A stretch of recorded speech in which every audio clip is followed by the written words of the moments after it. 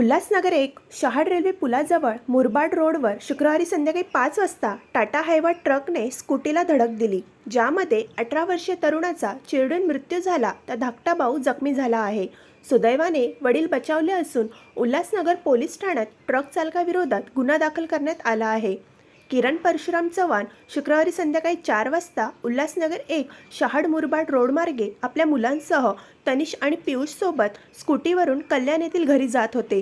त्याच दरम्यान वेगात येणाऱ्या टाटा हायवा ट्रकने त्यांच्या स्कूटीला जोरदार धडक दिली.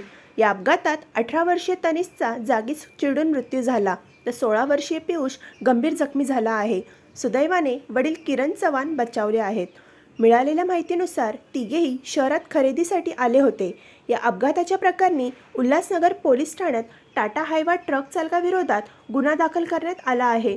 या घटनेमुळे परिसरात खळबळ उडाली असून स्थानिक नागरिक शहाड रेल्वे पूल आणि मुरबाड रोडवरील कामे वेगाने पूर्ण करण्याची मागणी करत आहेत.